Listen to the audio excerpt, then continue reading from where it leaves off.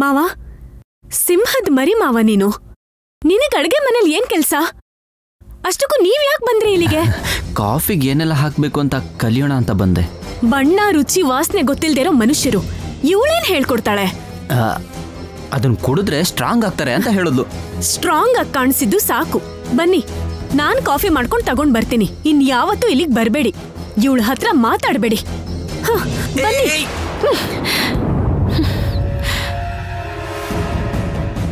ಕರ್ಕೊಂಡು ಹೋಗು ಹೋಗು. ನಿಮ್ಮ ಮಾವನ ಅವಶ್ಯಕತೆ ನನಗೇನಿಲ್ಲ. ನಾನೇನು ಅವನಿಗೋಸ್ಕರ ಬಂದಿಲ್ಲ, ನಾಗಮಣಿಗೋಸ್ಕರ ಬಂದಿರೋದು. ನಿನ್ ಜಡೆ ನೋಡೋದಕ್ಕೆ ನಿಂತರನೇ ತುಂಬಾ ಅಂದವಾಗಿದೆ. ಅಂದನೂ ಇಲ್ಲ, ಚಂದನೂ ಇಲ್ಲ, ಒಳ್ಳೆ ಹಾವಿನ ತರ ಇದೆ. ಬನ್ನಿ. ಅಮ್ಮ ನಾಗಮ್ಮ, ಈ ಕರ್ಮದಿಂದ ನನ್ನನ್ನು ಯಾವಾಗ ಕಾಪಾಡ್ತೀಯಮ್ಮ?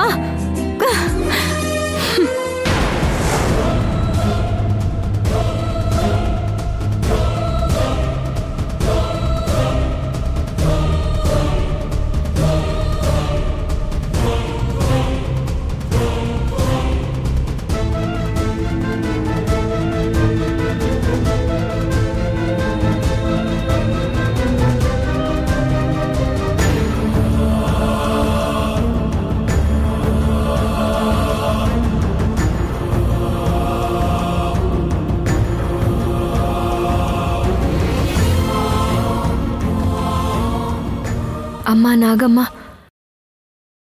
ಈಗ ತಾನೇ ಕರೆದಿರೋಂತಹ ಹಸುವಿನ ಹಾಲು, ಅಷ್ಟ ಸುಗಂಧ ಮೂಲಿಕೆಗಳನ್ನ ಬೆರೆಸಿ ಈ ಅಷ್ಟಗಂಧ ಕ್ಷೀರನ ನಾನೇ ಸ್ವಯಂ ತಯಾರಿಸಿದ್ದೀನಿ.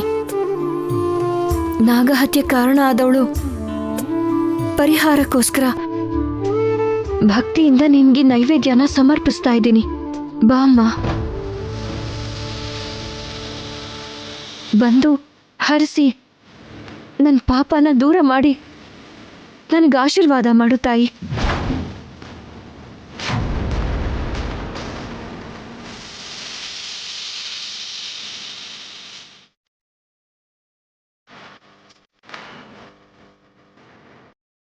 ಅಮ್ಮ, ಅವಳು ಏನೋ ಮಾಡ್ತಿದ್ದಾಳೆ.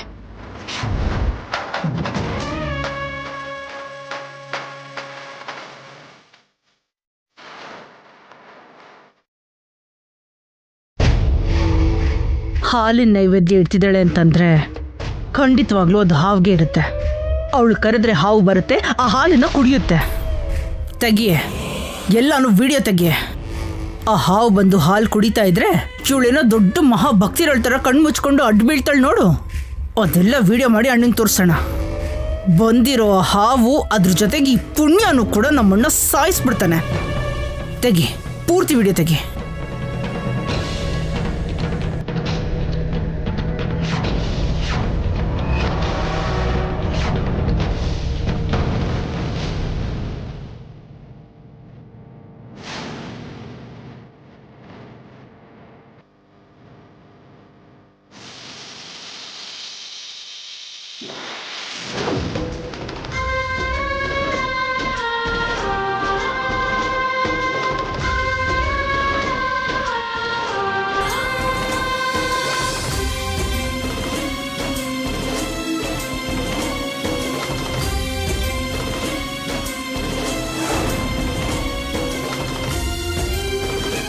ಏನಮ್ಮ, ಇಲ್ಯಾಕೆ ಕೂತಿದೀಯಾ?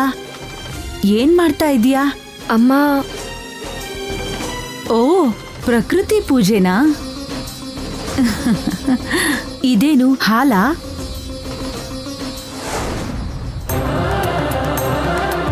ಅಮ್ಮ ಅಮ್ಮ ಅಮ್ಮ, ಏನ್ ಮಾಡ್ತಾ ಇದೀಯಾ? ಅಮ್ಮ ಅಮ್ಮ, ಅದು ನೈವೇದ್ಯಕ್ಕೆ ತಂದಿರೋದು. ಎಂಜಲ್ ಮಾಡಿದ್ರೆ ಅದು ನೈವೇದ್ಯಕ್ಕೆ ಉಪಯೋಗಕ್ಕೆ ಬರಲ್ಲ ಅಮ್ಮ. ಅಮ್ಮ ಅಮ್ಮ ಅಮ್ಮ,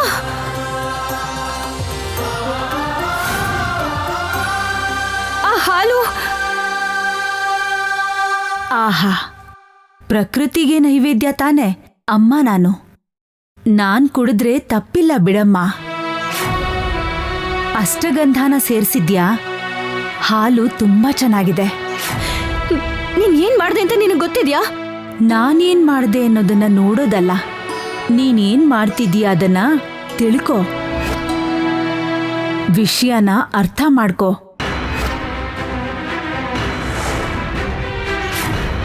ದೃಷ್ಟಿ ಮುಂದೆ ಇರಬೇಕು, ಮನಸ್ಸು ಸುತ್ತ ನೋಡ್ತಾ ಇರಬೇಕು. ಆಗ್ಲೇ ಗುರಿ ನೆರವೇರೋದು. ಎದುರುಗಡೆ ಇರೋರ ಕಣ್ಣು ದೃಷ್ಟಿನ ಹುಷಾರಾಗಿ ನೋಡ್ಬೇಕು. ಅವರ ಮನ್ಸಲ್ಲಿರೋ ನಿಜ ನಿನಗೆ ಗೊತ್ತಾಗತ್ತೆ. ಪ್ರತಿ ಆತ್ಮದಲ್ಲೂ ಪರಮಾತ್ಮ ಇರ್ತಾನೆ. ನೋಡೋದನ್ನ ಕಲ್ತ್ಕೊಂಡ್ರೆ ಎಲ್ಲ ಪರಮಾತ್ಮನೇ.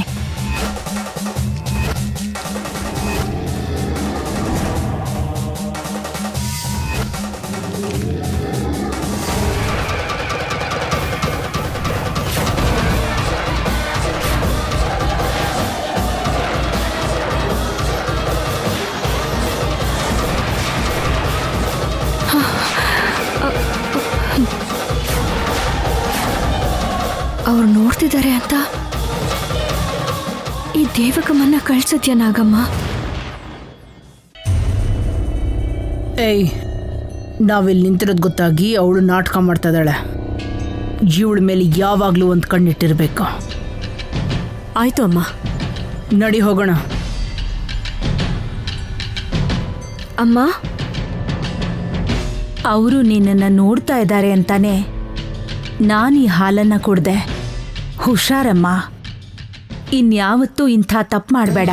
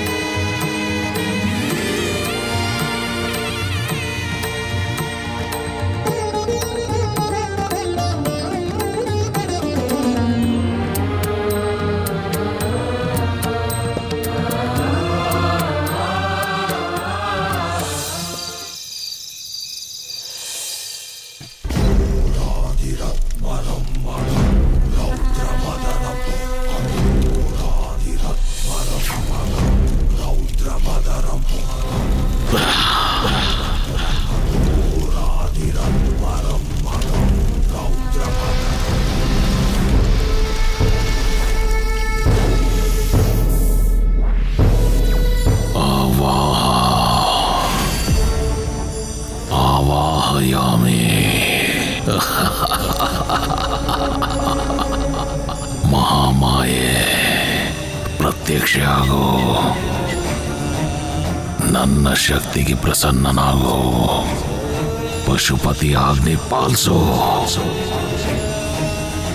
ಅನಿರುದ್ಧನ ಪಶುವನ್ನಾಗಿ ಮಾಡಿ ಕರ್ಕೊಂಡ್ ಬಾ. ಅವನ್ನ ನನ್ನ ಹತ್ರ ಕರ್ಕೊಂಡ್ ಬಾ.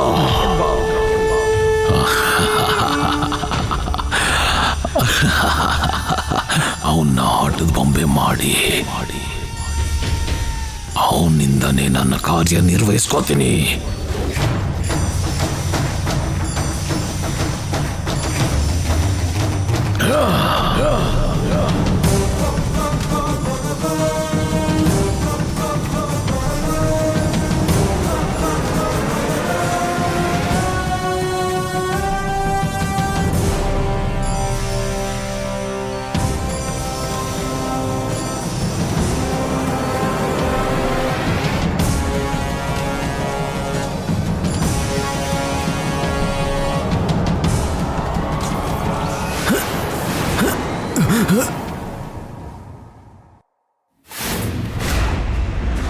ಬಾ ಬಾ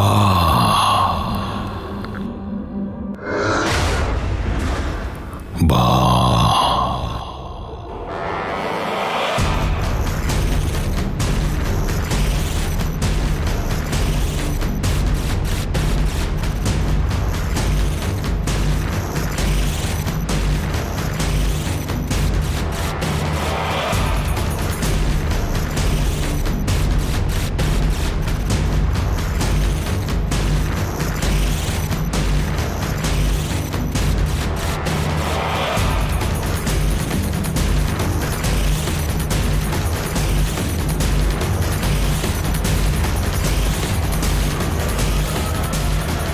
ಏಯ್, ನಿನ್ನೆ ನಿಂತ್ಕೋ. ಏಯ್ ಏಯ್,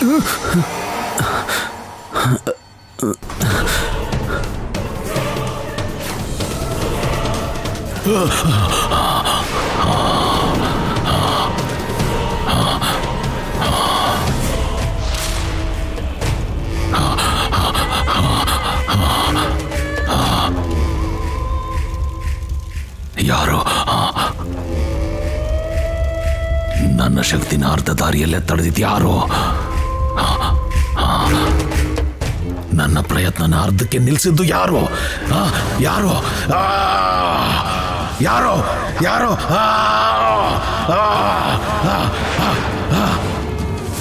ಎಲ್ಲಿಗೆ ಹೋಗ್ತಿದ್ಯಾ? ಅದು ಕೇಳ್ತಾ ಇರೋದು ನಿನ್ನೆನೆ. ಎಲ್ಲಿಗೆ ಹೋಗ್ತಿದ್ಯಾ?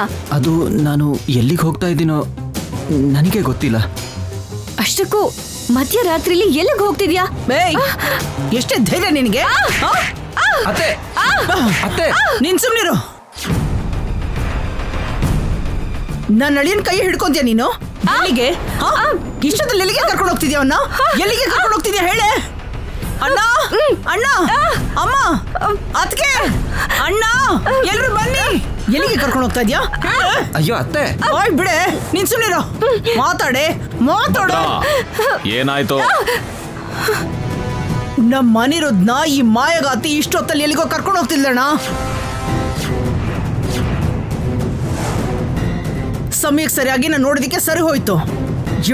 ಇವಳೇನೋ ಮಾಡೋದಕ್ಕೆ ಅಂತಾನೆ ಇಲ್ಲಿಗೆ ಬಂದಿದ್ದಾಳೆ. ಸರಿಯಾದ ಸಮಯ ನೋಡ್ಕೊಂಡು ಕರ್ಕೊಂಡು ಹೋಗಕ್ಕೆ ಕಾಯ್ತಾ ಇದ್ದಾಳೆ ಅನ್ಸುತ್ತೆ. ಅಷ್ಟಕ್ಕೂ ಇವಳ ಉದ್ದೇಶ ಏನಂತ ತಿಳ್ಕೊಳ್ಳೋಣ. ಇಷ್ಟೊತ್ತಲ್ಲ ಅವನ್ನ ಎಲ್ಲಿ ಕರ್ಕೊಂಡು ಹೋಗ್ತಾ ಇದ್ದೆ ಹೇಳು. ನನ್ನ ತಂಗಿ ಅನುಮಾನ ಪಟ್ಟಾಗೆಲ್ಲ ನಿನ್ನ ಪರವಾಗಿ ಮಾತಾಡಿದ್ದೀನಿ. ಆದ್ರೆ ಈಗ ಕಣ್ಣೆದುರುಗಡೆ ನೋಡಿದ್ಮೇಲೆ ನಿನ್ ಮೇಲೆ ಅನುಮಾನ ಬರ್ತಿದೆ. ಹೇಳು, ಅವನ್ನ ಎಲ್ಲಿ ಕರ್ಕೊಂಡು ಹೋಗ್ತಾ ಇದ್ದೆ? ಅವತ್ತಿಂದ ಇವತ್ತಿನವರೆಗೂ ಅಮ್ಮ ಅವ್ರಿಗೆ ಯಾವಾಗ್ಲೂ ಅನುಮಾನನೇ. ನಾನು ಎಲ್ಲಿಗೂ ಕರ್ಕೊಂಡು ಹೋಗ್ತಿರ್ಲಿಲ್ಲ. ಅವ್ನ್ ಪ್ರಜ್ಞೆನೇ ಇಲ್ದೆ ಎಲ್ಲಿಗೂ ನಡ್ಕೊಂಡು ಹೋಗ್ತಾ ಇದ್ರೆ ನಾನೇ ಆಗ ಕೈ ಹಿಡಿದು ತಡ್ದೆ. ಸುಳ್ಳು ಸುಳ್ಳು ಅಣ್ಣ, ಇವಳು ಹೇಳ್ತಾರದಲ್ಲ ಸುಳ್ಳು. ಬೇಕು ಅಂದ್ರೆ ನಿಮ್ ಮಳಿಯನ್ನೇ ಕೇಳ್ಕೊಳ್ಳಿ. ಯಾವ್ದು ಸತ್ಯ ಯಾವ್ದು ಸುಳ್ಳು ಅನ್ನೋದು ನಿಮ್ಗೆ ಗೊತ್ತಾಗತ್ತೆ. ಅನಿರೋಧ್, ಇವಳು ನಿನ್ನ ಕರ್ಕೊಂಡು ಹೋಗ್ತಾ ಇದ್ಲಾ ಇಲ್ಲ ನೀನ್ ಹೋಗುವಾಗ ಅವಳು ತಡದ್ಲಾ? ಏನಾಯ್ತು ನನಗೆ ಗೊತ್ತಿಲ್ಲ ಅಪ್ಪ. ಸಡನ್ ಆಗಿ ಎದ್ದೆ. ಯಾರೋ ನನ್ನ ಕರೆದ ಹಾಗೆ ಅನಿಸ್ತು. ಯಾವುದೋ ಒಂದು ರೂಪ ಹೊಳಿತಾ ಇತ್ತು. ನಾನು ಅದನ್ನೇ ನೋಡಿಕೊಂಡು ಆ ರೂಪನ ಹಿಂಬಾಲಿಸ್ಕೊಂಡು ಹೋಗ್ತಾ ಇದ್ದೆ.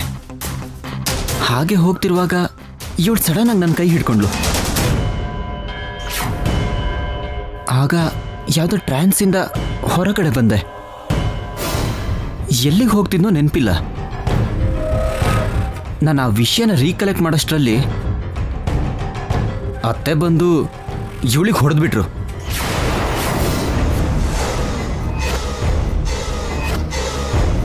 ಇವಾಗ ಏನ್ ಹೇಳ್ತೀರಾ? ಭದ್ರಾ, ಅವಸರ ಪಟ್ಟು ನೀನ್ ತಪ್ಪು ಮಾಡೋದು ಅಲ್ಲದೆ ನನ್ನ ಕೈಲೂ ತಪ್ಪು ಮಾಡಿಸ್ತಾ ಇದೀಯಾ. ಕಾರಣ ಇಲ್ಲದೆ ಆ ಹುಡುಗಿ ಮೇಲೆ ಅನುಮಾನ ಪಡ್ತಿದ್ಯಾ, ತೊಂದರೆ ಕೊಡ್ತಿದ್ಯಾ. ಅದು ಹಾಗ ನಿನ್ನ ಅಭಿಪ್ರಾಯ ಬದಲಾಯಿಸ್ಕೋ. ಭದ್ರಾ, ಅವಳ ಅನಿರುದ್ಧ್ಗೆ ಔಷಧಿ ಕೊಟ್ಟಿರೋಳು ಅವನ್ಗೆ ಪ್ರಜ್ಞೆ ಬರೋ ಥರ ಮಾಡಿದಾಳೆ. ಸುಮ್ನೆ ಅವಳ ಮೇಲೆ ಅನುಮಾನ ಪಡಬೇಡ.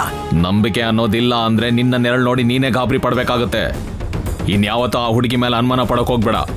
ಅನವಶ್ಯಕವಾಗಿ ತೊಂದರೆ ಕೊಡಬೇಡ. ಇಂಥ ವಿಷಯಗಳಿಗೆ ನನ್ನ ಕರೀಲೇಬೇಡ. ಅತ್ತೆ, ಪುಣ್ಯನ ಹತ್ರ ಸಾರಿ ಕೇಳಿ.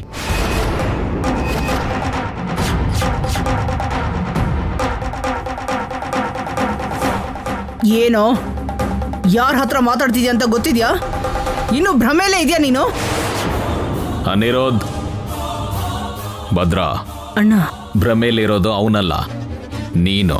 ಅಣ್ಣ, ಬೇಡ. ನನ್ನ ಬಗ್ಗೆ ನಿನಗೆ ಹೊಸ್ದಾಗಿ ಹೇಳೋದು ಏನೂ ಬೇಕಿಲ್ಲ. ನಡಿ ಪರ್ಣಿಕಾ.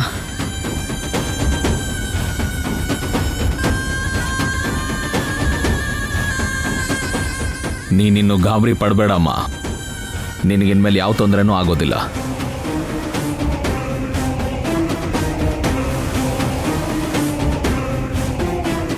ಬಾ ಕಂದ.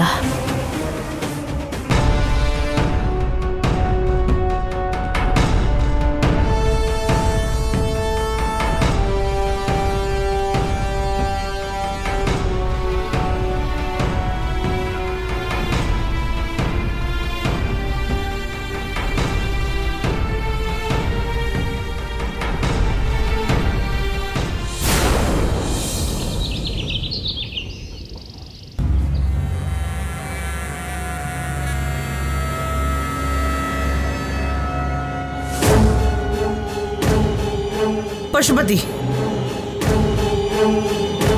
ಏನ್ ಭದ್ರಾವತಿ ಅಷ್ಟು ಕೋಪದಲ್ಲಿದೆಯಾ?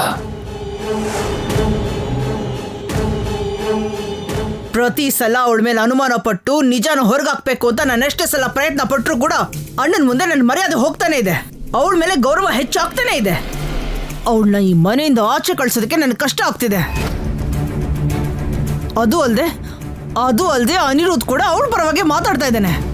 ಅವಳನ್ನ ಹೀಗೆ ಸುಮ್ಮನೆ ಬಿಟ್ರೆ ನನ್ನ ಮಗಳಿಗೆ ಪೈಪೋಟಿಯಾಗಿ ನಿಲ್ತಾಳೆ. ಮಾಯ ಮಂತ್ರ ಎಲ್ಲ ತಿಳ್ಕೊಂಡಿರ್ಬೇಕಲ್ವ ಪಶುಪತಿ? ನಮ್ಮೇಲೆ ಅದನ್ನ ಪ್ರಯೋಗ ಮಾಡಿ ನನಗೆ ಅಳಿಯ ಸಿಗ್ದಿರೋ ಥರ ಮಾಡ್ಬಿಡ್ತಾಳೆ ಅಂತ ನನಗೆ ಭಯ ಆಗ್ತಿದೆ. ಇಷ್ಟಕ್ಕೂ ಏನ್ ನಡೀತೋ? ನನ್ನ ಮಗಳ ಭವಿಷ್ಯ ನನಗೆ ಮುಖ್ಯ. ಇಷ್ಟಕ್ಕೂ ಏನ್ ನಡೀತು ಅಂತ ಹೇಳು. ಅನಿರುದ್ಧ್ ಬಂಗ್ಲೆಯಿಂದ ಆಚೆ ಬರ್ತಿರ್ಬೇಕಾದ್ರೆ ಮಧ್ಯರಾತ್ರಿಲಿ ಎಲ್ಲಿಗೆ ಹೋಗ್ತಿದ್ಯಾ? ಬೇಯ್, ಎಷ್ಟೇ ಧೈರ್ಯ ನಿನಗೆ? ಅತ್ತೆ ಅತ್ತೆ ನೀನ್ ಸುಮ್ನಿರು. ನನ್ನ ಅಳಿಯನ್ ಕೈ ಹಿಡ್ಕೊಂತೀಯ ನೀನು? ಎಲ್ಲಿಗೆ? ಇಷ್ಟೊತ್ತಲ್ಲಿ ಎಲ್ಲಿಗೆ ಕರ್ಕೊಂಡು ಹೋಗ್ತಿದ್ಯಾ ಅವನ್ನ? ಎಲ್ಲಿಗೆ ಕರ್ಕೊಂಡು ಹೋಗ್ತಿದ್ಯಾ ಹೇಳೆ?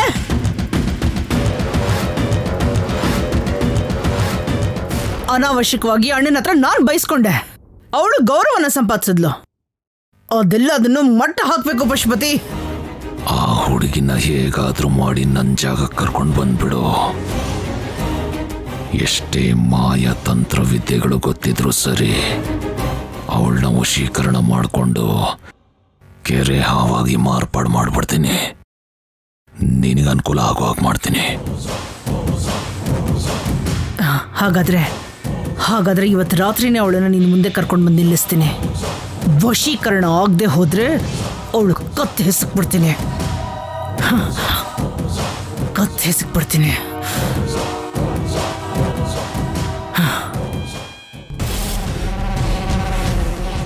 ಆ ಹುಡುಗಿ ಹಿಂದೆ ಯಾವುದೋ ಶಕ್ತಿ ಇದೆ. ಆ ಶಕ್ತಿ ಯಾವುದು ಅಂತ ಕಂಡು ಹಿಡಿತೀನಿ.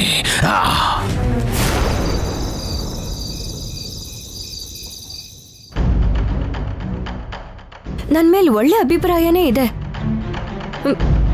ನನ್ನ ಮೇಲೆ ಕೆಟ್ಟ ಹೆಸರು ಬರ್ದಿರೋ ಹಾಗೆ ಕಾಪಾಡ್ದ ಅಂದ್ರೆ ನಾನಂದ್ರೆ ಅಭಿಮಾನ ಕೂಡ ಇದೆ. ಮತ್ತೆ ನನ್ನ ಪರಿಸ್ಥಿತಿನ ಅಷ್ಟು ವಿವರವಾಗಿ ಹೇಳಿದ್ರು ಮಣಿ ವಿಷಯದಲ್ಲಿ ಮಾತ್ರ ಸಹಾಯ ಮಾಡ್ತಾ ಇಲ್ಲ.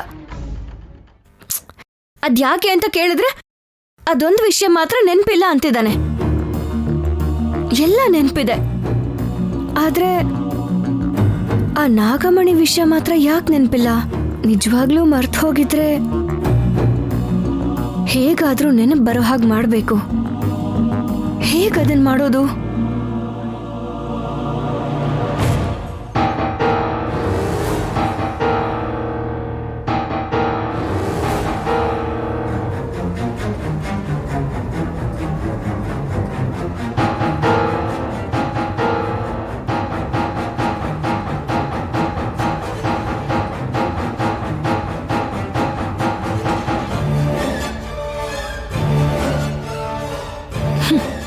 ಇವತ್ತೇನಾಗುತ್ತೋ ನೋಡೇ ಬಿಡೋಣ. ಆ ತಲೆ ಹರಟೆ ಹತ್ರ ನಿಜ ಬಾಯ್ ಬಿಡಿಸ್ಬೇಕು. ಎಲ್ಲಿಟ್ಟಿರ್ಬೋದು?